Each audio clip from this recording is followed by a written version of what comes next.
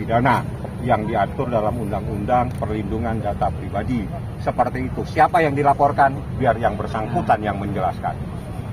Gimana Kenapa Ami? nih kamu laporin? Gak usah inisial. Gimana Ami? Melapor Ya, hari ini datang ke Polda melaporkan Dokter Rasman Nasution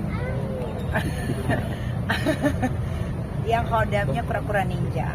Oke, kenapa dilaporin? Karena ada satu hal yang harusnya tidak boleh disebarkan, tidak boleh diberitahu ke halayak ramai, apalagi sampai wartawan juga tahu, menjadi konsumsi publik juga, ya kan.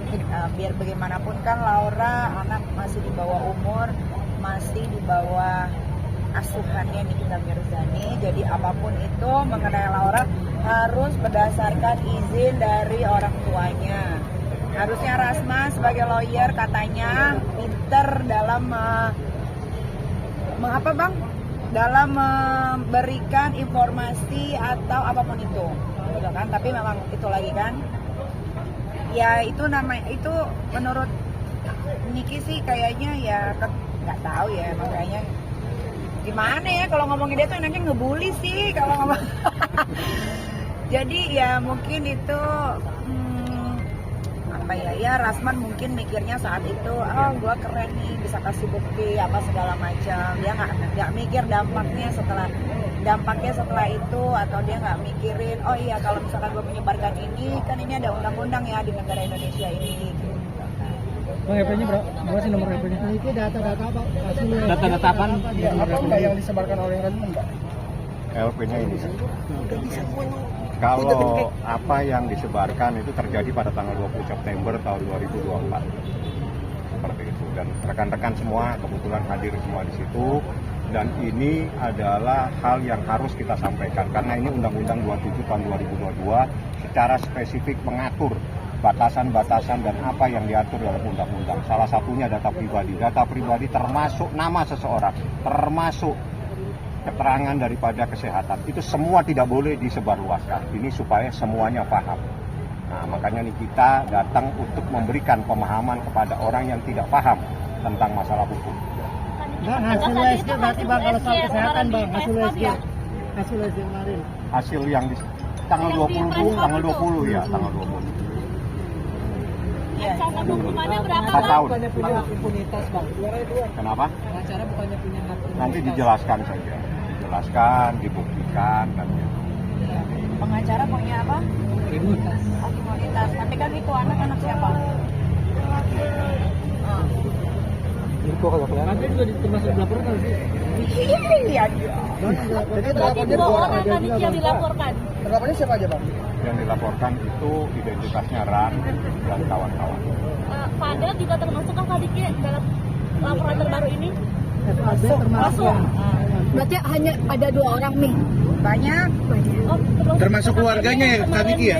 Pokoknya gini, siapa yang ada yang bisa terbukti dalam proses menyebarkan data pribadi seseorang, itulah yang nanti akan menjadi bagian dari persoalan hukum. Seperti itu. Ancamannya Bang? 4 tahun. Lagian Rasman yang enggak aja, orang anak masih di bawah umur kok ada USG-nya. Kan belajar lawyer di mana sih sekolah? Siapa yang ngasih gelar Rasman ini sih? Nggak ngerti. Artinya juga itu anak-anak akan juga nyari tahu Bang, USG-nya di mana. Ya itu nanti bagian dari proses penyelidikan dan penyidikan. Jadi pasti akan ketahuan. Itu data dari mana, dapat dari mana. Karena begini, berdasarkan data yang ada sama saya, Laura tidak pernah menyampaikan apa-apa. Tadi itu masalah data Tidak pernah menyampaikan. Kenapa? data Polres juga Kayaknya nggak datang, Bor. Bang Rasman juga bilang katanya kali ini sudah datang gitu. Itu ngapain Rasman? Bau. Ya, kalaupun gua datang, gua nggak mau deket-deket sama Rasman. Mesum. Mas sempat nantang juga soalnya Kemarin dia. bilang katanya mesum itu prank doang. Prank pala lu, dia pikir kan katanya itu telepon kan, katanya kan video. Iya kan, nah itulah Rasman tuh emang. Nggak tahu lah, aku speechless kalau ngomongin si Pura-Pura Ninja itu. Tapi kalau untuk ngawal kasusnya Fadel gitu. Oh iya dong, pasti. pasti. Besok kan itu juga akan datang. Belum tahu ya, kayaknya dia datang atau enggak belum tahu karena belum ada informasi juga dari Polres kan Bang ya, Belum tahu. belum ada. Tapi sejauh ini di pihak Padel udah minta komunikasi dengan Panitia soal pelaporan Ngapain? itu. Mau ngapain? Mau ngapain minta komunikasi sama gue? Ada aja. Berarti nggak ada kata maaf ya? Nggak ada sama sekali, nggak ada. Yang diorang juga, apakah mungkin ya? Laura gimana sekarang? Kondisi Laura sendiri gimana kan? Laura aman, dia masih di safe house. Tadi juga hari ini dikirimin buku untuk dia baca, dia belajar. Nah kebetulan Mama Laura kan anak yang pintar sekali, dia IQ tertinggi. Dia juga berangkat ke UK itu bukan karena beasiswa, nggak ada di UK itu beasiswa tetap bayar karena dari hasil otaknya sendiri belajar. Jadi tadi habis dikirimin buku, terus dikirimin kacamatanya juga.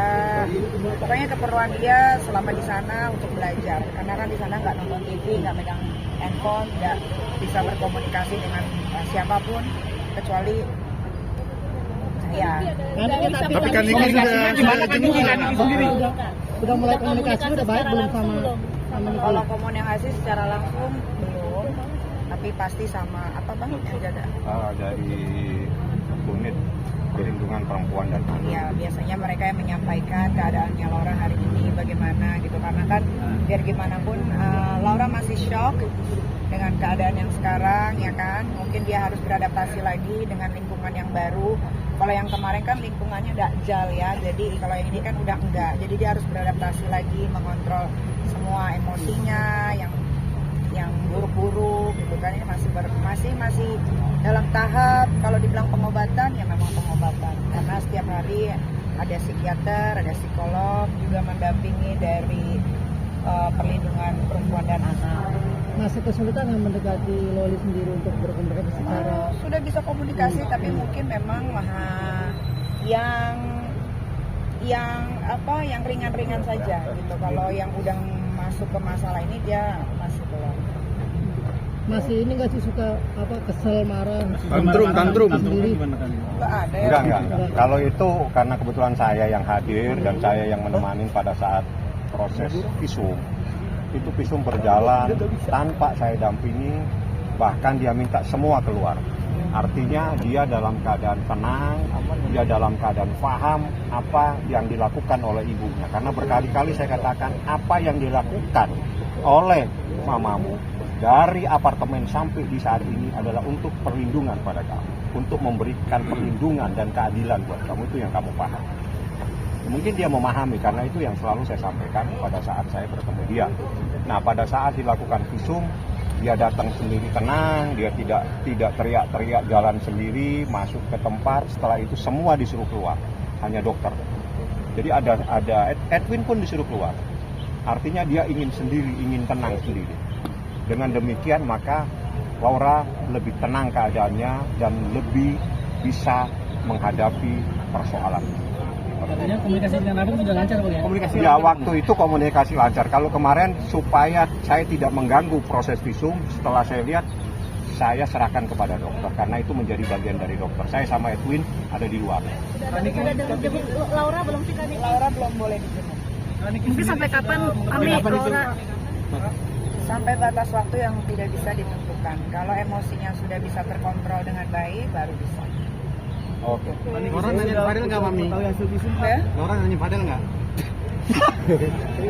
Tapi bisa sudah sempurna Bang ya? Udah aja yang bikin gua Visum hasilnya luar biasa sekali karena visum itu adalah bagian, jadi gini, pada saat visum yang pertama Laura dalam keadaan datang bulan, sehingga menurut dokter perlu dilakukan visum pada keadaan dia bersih. Seperti itulah. Jadi itu bukan apa. Jadi supaya paham semua, Lin, kok ada visum 2 kali. Visum yang pertama karena dia barusan dari apartemen langsung divisum karena memang begitu kewajibannya. Tapi posisinya dia pada saat itu datang bulan. Sehingga dokter bilang lebih baiknya kalau divisum lagi. Nah, itu visum yang kedua inilah dalam keadaan visum yang sangat sempurna dan kita sudah tahu semua hasilnya. reaksi Padahal kayaknya nggak bakalan gue lepasin deh, bakal gue penjarain sampai ketua di situ. Maksimal kan. Selama-lamanya lah kalau bisa. Maksimal kan 15 tahun. Itu satu laporan polisi. Itu baru satu. Kita lagi cari dia punya beberapa perbuatan dia, lagi kita kumpulkan. Nah seperti ini, kita nggak pernah cerita apa-apa, tiba-tiba Nikita ada di Polda langsung membuat laporan. Ya itulah Nikita Mirzani. Nggak pernah mau cerita, tiba-tiba lapor polisi saja. Kenapa nggak sekalian di Polres aja? Kita kan di Polres ada laporan. Kenapa sekarang di Polda juga? Jangan diganggu yang di Polres, biar mereka konsentrasi sama kasusnya Laura ini. Bagi-bagi. Ada rencana buat ngelaporin dokter yang Itu nanti urusan penyidik lah. Itu urusan penyidik. Bang, berarti kalau dibilang surat yang kemarin kunjungan USG itu ini bang apa tidak ada hasil atau Bukan, gini-gini. Semua harus paham ya. Apa yang dilakukan anak di bawah umur itu tidak mempunyai kekuatan hukum. Satu. Yang kedua, apa yang ada pada data anak di bawah umur itu adalah data pribadi. Menurut Undang-Undang Perlindungan Data Pribadi, yang menyebarkan data pribadi itu adalah melakukan tindak pidana. Seperti itu, makanya kita laporkan. Oke. Paham ya? Oke. Terima kasih Saniki. Yasman. Yang kita tahu atau gimana? Udah Rasman lu Ke kamera kan, Ki? masuk rumah sakit aja Rasman ya, karena laporan yang ini juga gua nggak bercanda kok, serius. Ini katanya rumahnya Fadel lagi direnovasi hasil dari Loli sendiri, dari Laura. Itu gimana? Iya bisa jadi, karena Laura penghasilannya banyak sekali endorse. Akan mau diusut nggak Mi? Mau diusut nggak sih itu rumah? Mungkin kita robohkan ya. Bareng-bareng ya. Ada doa buat